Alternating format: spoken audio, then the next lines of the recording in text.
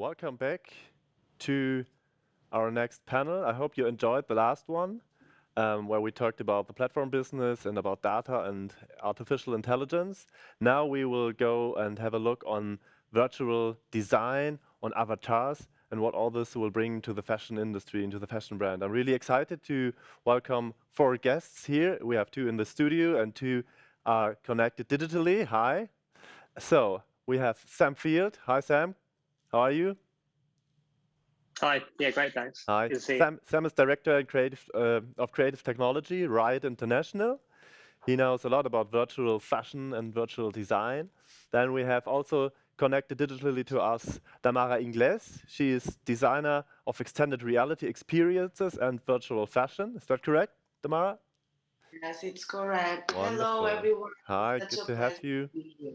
So, and then we are in the studio. We have Berndt sitting next to Esther. Berndt is founder of 3 Embassy, digital design studio, and a digital designer. Great to have you here. Thank you. Hi, thank you for having me. And then many in Germany will know that, and maybe abroad as well. Esther Perbandt, she is a designer and CEO of her own brand and her own company. She's also an artist, and she's active in different fields in the traditional fashion making and also in the virtual fashion making. So great to have you here, and I'm really excited to learn more about it.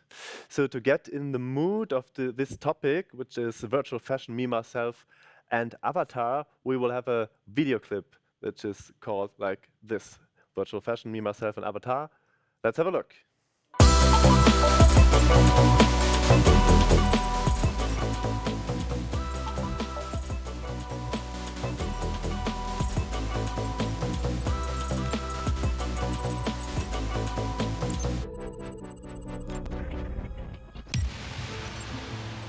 Our Y code, the goddess radiating energy, surrounded by lounging Gudatamas.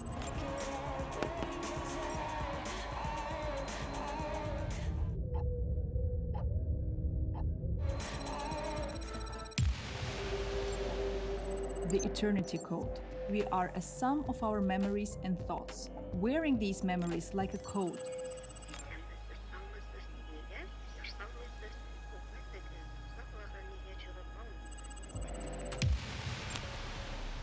The future of fashion is a symbiosis between our biological bodies and virtual environments. And now we are cavemen of the virtual age.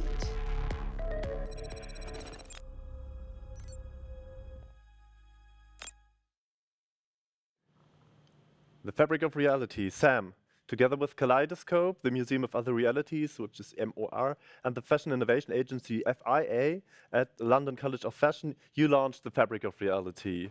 It's a fully immersive fashion show, which is just about to end after 1 year. And it's a completely new way to experience a virtual fashion show. What would you say? Have physical fashion shows come to an end with this? I wouldn't say they've come to an end. I mean, that project was very much born out of lockdown and the pandemic. And if you think back to the beginning of March last year, beginning of the lockdown, we saw a fashion industry in crisis and not really prepared for a fully immersive digital age. So that project was a way for us to give support to up and coming and ambitious designers like Damara we have here today, just to tell stories in a new way. And it wasn't about recreating a runway show. It was about creating something new, really being able to step into the mind of the designer and understanding their inspiration, their aesthetic, and their whole narrative in a new and engaging way. I think what we've seen a lot of live streams from the fashion industry over the last 12 months, which is fine.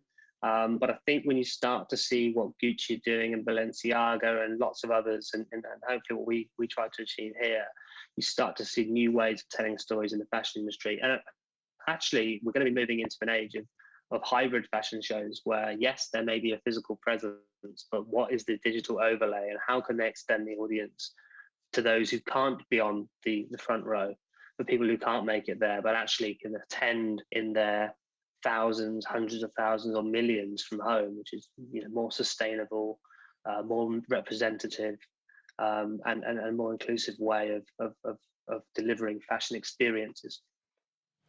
Thank you, Sam.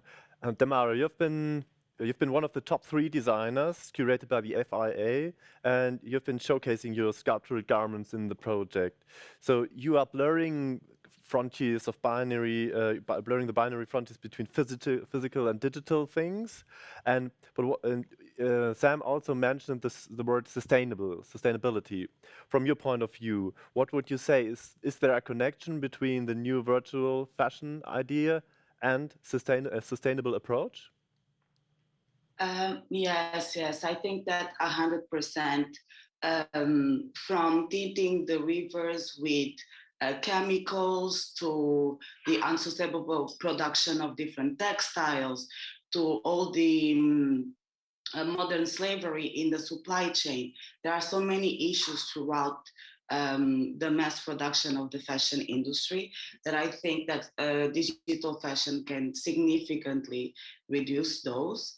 Even if we just start from a point of producing and designing fashion, through virtual fashion, you can prototype, reprototype, change your garment as many times as you want without necessarily needing physical materials. You can very easily send a garment to someone else in your workflow, and it doesn't have to travel. So it does not have such a heavy carbon footprint. And that's just in the process of making. Even in the process of releasing, presenting virtual shows like the one that we presented really shows that we can have immersive experiences, that the user feels connected with other users, and not necessarily replicating the sensation of a fashion show, but enacting a new era of fashion sensations and what do they mean. Moving to that point, I think that sustainability has not just to do with the environment and the process of making. It also has to do with the process of experiencing. And in that sense, digital fashion really offers a new layer of experiences to the new age audience, where they can have an analog garment augmented as many times as they want, or simply have a virtual garment. There is a study that the Fabricant conducted in relation to the proportion of pollution from virtual fashion to material fashion, and digital fashion or virtual fashion wastes about 3% of what material fashion wastes. So we are talking about 97% of reducing carbon footprint, textile use, and other layers of sustainability. Thank you. Quite interesting and impressive figures you just shared with us. Esther, you have your roots in like the old world of how to approach fashion, but you're also going some steps into the new or different virtual world. So what was your motivation behind this? Is it rather the sustainable approach to use less or waste less material, or is it just that it's innovative? You have no frontiers, no limitations? Different motivations, I would say. And it's true, like you said, I'm the old school person here probably. When I studied, the landscape was so different, and I'm not a digital native. So my digital journey, as I used to say, started 2.5 years ago, and I realized the fashion industry is changing, and so I need to change myself. So in order to be able to walk as an 80-year-old Esther into my store and still doing my work. And so that was the moment and the motivation to agree to participate in that international casting, designer casting show, because I thought, from who, if not from the biggest company in the world, to learn how to do digital fashion, and which was Amazon. So I took it as an exploration journey as Alexander von Humboldt, to really learn everything and take every bits and pieces, and then later on to transfer it into my own DNA of my brand. And so I prepared myself with a very good online shop, a new web page, and that was the lucky moment in an unlucky moment last year in March when it was airing, and so everybody had to shut down their shops, but I was digitally super prepared, and parallelly my pattern maker started to work with Clo 3D, and that made us being able to send and sell lots of orders to the United States. They were just sending us their measurements. We created avatars. We made digital fittings with them, and we even sold several wedding dresses to the US during Corona with no physical fitting, and that was really fascinating that this works. Have you been afraid that the dress would come out differently because there was no physical sample and you couldn't check it? I mean, it was not designed digitally, so I had samples of it, but then, and we all know like brides are really complicated customers.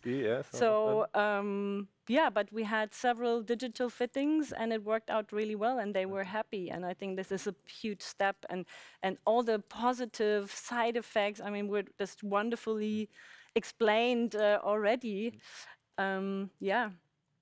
Yeah, thank you, Kim. You are a digital designer. How is your take on this process? How do you see this? Is this completely normal that you design everything digitally, or was it also a process for you, like for Esther, for example?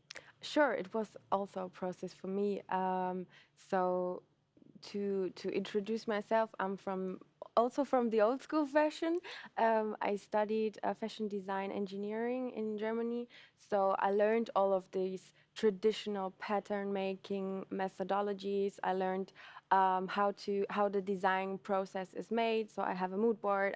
I brainstorm a lot, and yeah, then search my patterns and sew everything together for the final product. So yes, I was definitely processing a lot, or me and my team were processing a lot by doing it on the computer, and how to figure out how are we doing this, because it's totally new, and the ways of creating are totally different from the ways we knew. Maybe you can give us a little insight how you work. How is a typical week? I mean, and what's the difference between how it would be if you would be in the traditional business? Like, what do you do and what do you don't do because you don't have to? Maybe. I guess the positive side of creating digitally is that you can sit on your computer for 24/7 in joggers, and you can directly change anything that you are creating. So the creativity process is, I guess, more different from the traditional one, because as I said before, in the traditional creation process, you do a lot of brainstorming, and you have your ideas before you start sewing. And in the 3D process, it's more like a fluent process. You have, I mean, you have ideas what to create, and the mood you are setting, and the philosophy behind the product, but you can directly change anything: the texture, the patterns, the fit, and also the simulation. So that is the kind of fluid creativity process. But it doesn't frustrate you if you know that it will never be really finished, because you can always iterate something in a minute. That's the danger, yeah. That's of course the danger, but it's also a big opportunity. Because when we think of production, sampling, where we send the products 1,000 times forth and back, here you can directly change anything, and change the process. One interesting aspect I find in this whole area of digital design and virtual dressing is the avatar. Like, do you have one? Do you have your own avatar? Not yet, but we are working on one. Yeah. And I really love the idea of having my own avatar, because love it too. Yeah, the whole. So would it be completely different from you, or like similar? No, same. So I can chill at home and he will do does the work. Yeah, Damara, what do you think? Will virtual brands, or maybe virtual only brands, be a new normal soon? And connecting with the avatar, will it be like essential to have one? And could you be excluded if you don't have one in certain communities? What do you think? Well, as a designer of extended reality experiences, I really, really hope that digital-only fashion brands really become a thing. In a way, they already are a thing, but I think that a lot of the audience is still a little bit skeptical or thinking that maybe it's just a phase. But we have great studios like the Tree Embassy, the DressX shopping platform, the Perbandt, the Tribute brand, that really show that digital fashion is beyond just a phase, and it really is the culmination of several different stages of interacting with one's identity, both online and offline. When it comes to the avatar, I think that the experience of digital fashion is definitely connected to the avatar, but not the traditional sense of an avatar, like a gaming avatar in Sims or Second Life. I think that this avatar is the organic avatar, is our own presence as biological bodies within digital settings. This bio-digital avatar is essential, meaning that interaction with the digital identity and different digital stages is essential to interacting with digital fashion as well. When you see brands like the Perbandt, for example, where their digital garments are more based on the avatar and animations. In that sense, yes, it's kind of dependent on an avatar, but they also overlay their garments on users' photos, like the Tribute brand also does that. So you can simply send your image and they will overlay a look, meaning that that's your bio-digital avatar coming to place. And then there are designers like myself that create digital fashion that is directly experienced through augmented reality filters or lenses, meaning that it's directly projected onto your body. Thank you. So right now we are talking on maybe two levels. We have one, on the one side, the completely virtual world where the dresses or the garments, if you call them garments, are made for the avatar, will stay in the virtual world forever. But we also have a step before that where we have, like Esther, you do maybe, and you as well, Kim, the digital design where you don't touch the fabric, but there will be a physical product in the end, right? So not necessarily. Not necessary, but if you want to have one, it would be possible as well. And so we have a question from the audience. Someone asked if this might be a problem if the customer can touch the fabric in advance. What would you say? Is it a problem, or are people like because they do online shopping all the time anyway, and they don't touch the fabric, they have another visual experience and knowledge right now?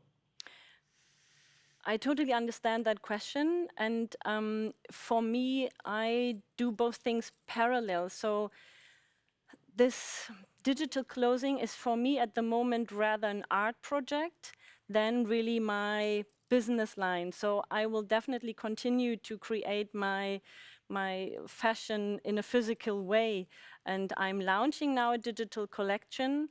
And I just want to explore the possibilities for a designer, what it means to do that, because it broadens your horizon as a designer.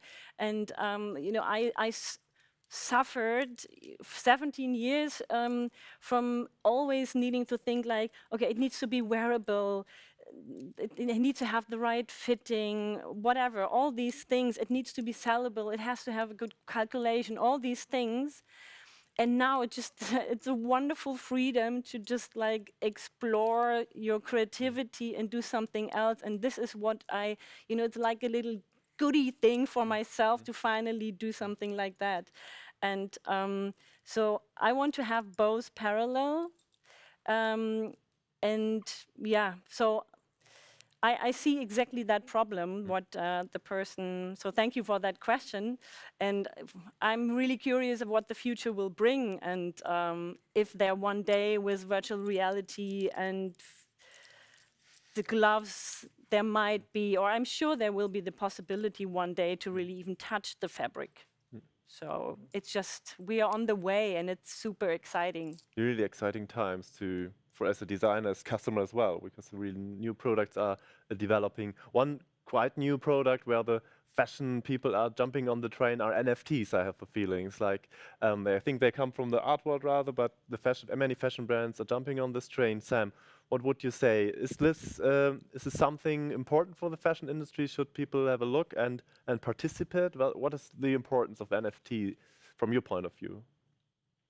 I think so. Yeah, I mean, it's a big question, but what NFTs will, right now we're seeing a huge hype around NFTs, and we're seeing crazy numbers when it comes to auctions for art and fashion and so on. And I think while it may seem to some people that it's a flash in the pan or perhaps a fad, once that initial hype dies down, I think what you're seeing the beginning of is the bedrock or the foundation of a digital economy. Esther talked about, testing out digital only fashion. And I think really the digital only fashion can hold its true value once it has guaranteed scarcity, where you can do limited edition runs, first editions or limited editions. That's where that real interest comes from the fashion industry. We always see it with emerging technology coming from movies and gaming, and fashion then adopts it, and then it becomes mainstream. And we're in that phase now. For me, it's an exciting time, because not only can it guarantee ownership of a digital item, it could potentially be your ownership and your authentication and your receipt and your warranty for physical goods. So if you're thinking about selling and buying physical goods, you may want to buy something that's owned by your idol. So having the NFT that guarantees the provenance of that particular garment is a really important step, particularly when you're looking at the whole kind of secondhand market and pre-owned and pre-loved. It really adds value to the item. But overall, we're doing a lot of work at the moment with brands at Verizon Media and RYOT, looking at how they can embrace digital fashion, digital experiences, and almost looking at ways of how can we reward the most valued customers or the most engaged users, who's reading our content, who's watching our shows, who's buying our products, and how can we give them value back for that loyalty. And NFTs is a really exciting way of doing that.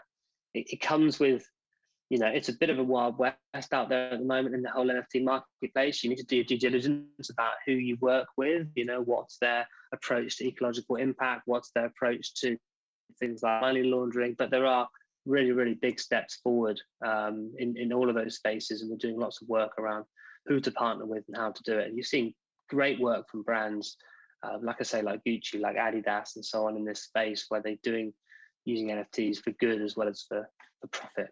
Yeah, maybe could you give like one or two examples of concrete NFTs you find exciting from the fashion industry? I've seen different things, like also like a movie, an arty movie from a fashion brand that has been set up for an auction. I think for the audience, it's kind of abstract what this really is. I think briefly one could say it's a digital product which is via blockchain. You can say who's the owner, and then you can trade it, right? Or what would you say?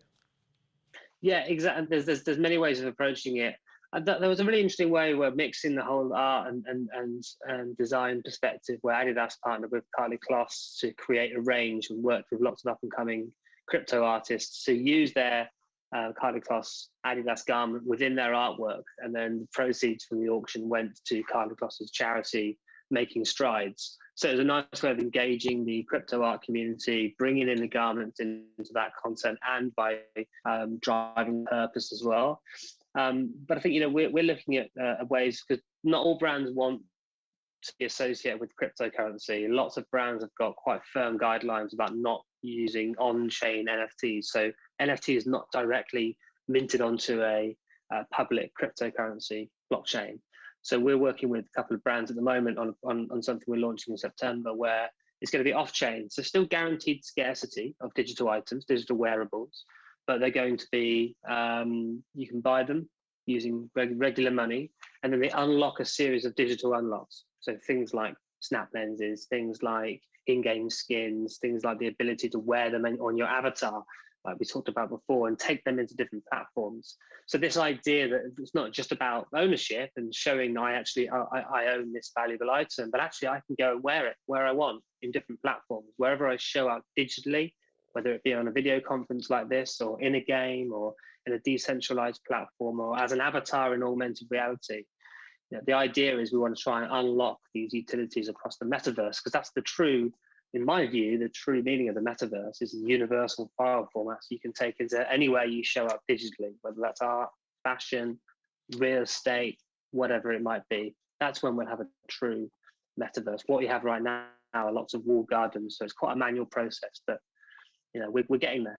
Yeah, that's It's so on the exciting. Like, horizon. there are so many new things that are coming into the fashion industry, and it shows us that we really have to adapt and get new knowledge about certain things. That is really, if it's from the digital world or from the old school world, that you can't rely on the old knowledge. And that's a topic I would like to address to Kim. What would you say, coming to this knowledge? You come from the old school. You said you studied at the university in Germany. But nevertheless, you build up your own business, which is quite the new world. Maybe you can give us an idea what you think what universities should teach, like the newcomers. But before that, we have a little movie about 3Embassy, your company, and we would like to show this. And then maybe you could give us an idea what you think about the things people should know in the fashion industry.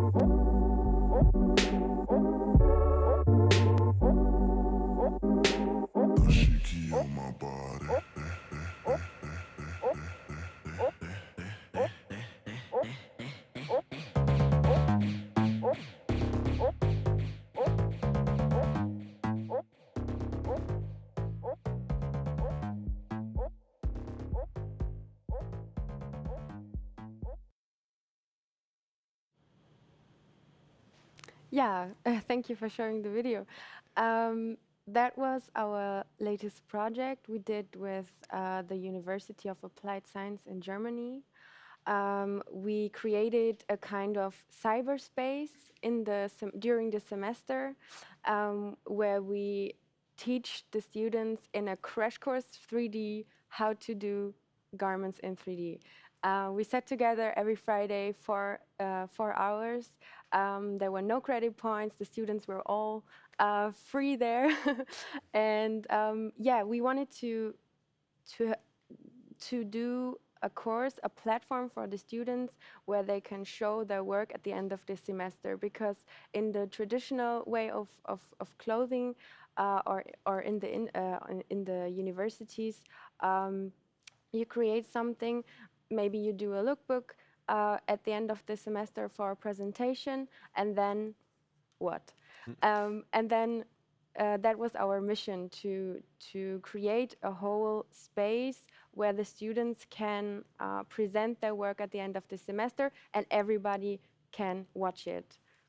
Yeah, and as you see, we created this virtual showroom where you can also go through in an immersive experience and have a look at the garments, the creations from the students.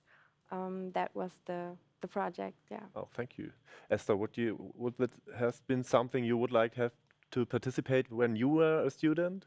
When you look back, would you go voluntarily to a course where you have, let's say, something completely new, which is not on the official schedule? Yeah, I think so. I mean, as I said, I finished my studies in 2000, so that's a pretty long time ago. And I don't know, I can just, sometimes I'm asking myself, why or how I got so infected by this illness, this digital illness. It feels like I got bitten by the digital mosquito and got highly infected. And I always thought like old people are not so, they don't have the big danger of getting infected, but it's not true. And yeah, again, just loving this exploration of possibilities. And it's great. I mean, your question was if students should learn this today, right? And I think it's so necessary. And I would love to, go back 20 years and study again and learn all these programs, because I'm highly impatient. And I made this crash course for 3 days with Flow 3D. And after that, I was like, okay, that's easy. But then the next time I sat on it, I was like, oh no, I have no idea anymore how it works. But the way I work with it is because my pattern maker works with it, and I have the program too, and it's a great ping pong play. She's sending me the files, and I can directly change the seams, the lines. I can go around it, and it saves so much time. So even that is already a wonderful step for me. Damara, what, from your point of view, what would be a dream team, a good connection between sustainability, digital design, fashion, all these different fields? Well, oh my God, that's a huge, huge question. I think that, first of all, the dream team between these three would definitely be the fabric of reality. When I first got the briefing, just the notion of creating an immersive fashion experience that is sustainable, meaning that the audience is not traveling to watch the show. We know that in big fashion shows with brands like Gucci, you can have up to 1,000 people or even more flying specifically just to watch that show as guests, not counting all the teams coming locally from all over the world. So being part of an experience where we could all be there together without necessarily traveling or having this big carbon footprint, or even just the process of designing. We were such a big team and in completely different points of the globe. I am in Lisboa, Portugal, and Suto is in LA in the United States. So technology really allowed us to work on a very specific workflow that would otherwise be impossible, or even just, Suto designing an entire virtual reality space that then I'm able to be immersed in and then create the piece going around it. So I guess that's the perfect combination between technology, fashion, and the underlying notion of sustainability that is already present in digital fashion and virtual fashion experiences. In my dream world, and I think that's already happening, the fashion industry will eventually become hybrid. We know that in the United Kingdom, in the UK,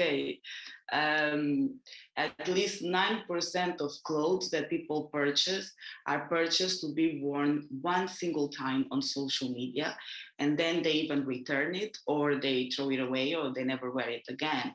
So if we can really tackle those 9% and maybe even expand it into a bigger percentage where the digital native or the digital individual is able to express themselves, express their sense of style without necessarily buying a physical garment that is directly connected with more waste of resources and more unsustainable practices. And in that sense, once again, I want to refer to the fabric of reality, because apart from the experience of the live show itself, it's also an experience that you can keep on revisiting. So there is a slow fashion sense to it. It's not something that, you are there immersed and you feel digitally dressed just one day and then it's gone. The exhibition has been at the Museum of Other Realities for quite some time. And also on a different level now, working with RYOT and Verizon, creating these augmented reality lenses that are sort of souvenirs of the immersive experience, where you can have my sculptural garment directly projected onto your body, and just the fluidity of the digital and of creating digitally. So apart from a virtual reality experience, we also have a song, we also have videos, and now we have augmented reality lenses that are dropped for a specific event. So once again, this wearable experience is not a one-time experience. If you actually go through it, it will be almost a year.